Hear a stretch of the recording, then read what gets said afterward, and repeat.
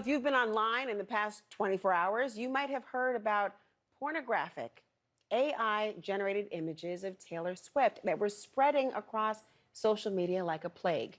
That is, until an army of Taylor Swift's fans, the Swifties, rolled in to save the day. They posted under the hashtags Protect Taylor Swift, coupled with tons of real, decent images of the pop star. The social media flood served as an effective stopgap measure that was enough to push the images off the main page of X so the company themselves took action. But at that point, the images had already been viewed tens of millions of times. And just in case you're curious about just how good deepfakes have gotten today, take a look at these. This is a fake AI-generated image of Donald Trump being arrested, and another of the Pope in a fantastic-looking puffer jacket. Both of those are fake. I want to bring in Taylor Lorenz, a columnist for the Washington Post. Taylor, thank you for joining us today. I mean, there are reports that it took nearly 17 hours, I think, for X to take down these images. But once something is online, the concern that everyone has is, can it ever really go away? Unfortunately, no. I mean, once something is out there on the internet, it can be removed from one platform, usually temporarily, but that just means it makes its way all around across, deeper and darker corners of the internet. These videos and images are already being disseminated in Telegram groups, Discord servers, group chats, message boards. Once they're out there, they're out there.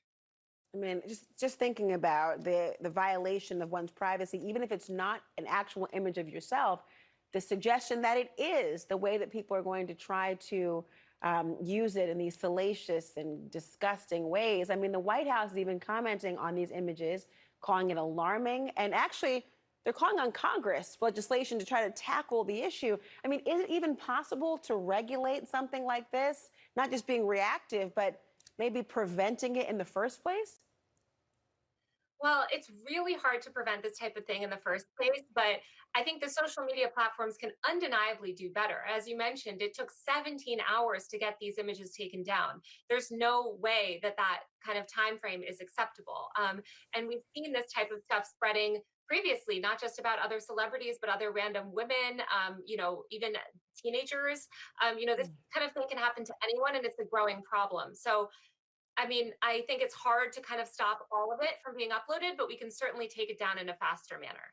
I mean, if it takes 17 hours to get it taken down and it's purportedly an AI image of Taylor Swift, a huge celebrity, what would it take the average person to try to use that system to get it taken down? I mean, just think about that, America, what that would look like. I mean, next week, Congress is going to hold a hearing on how to protect kids online with the CEOs of some of the entities you just named, Discord and Meta and Snap and TikTok and X. Can you talk about how all of this will really impact regular people?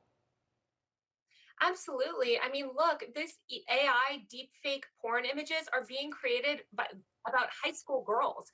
You have girls as young as 13 and 14 dealing with, sexually explicit images, often synthetically made by other teenage boys.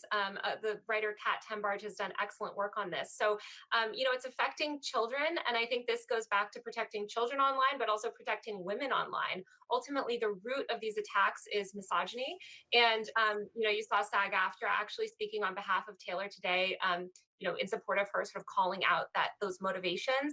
So I really wish that these tech platforms took online harassment against women more seriously. I think had they done that and built a lot of these features in years ago, we wouldn't be in this tough position that we are today.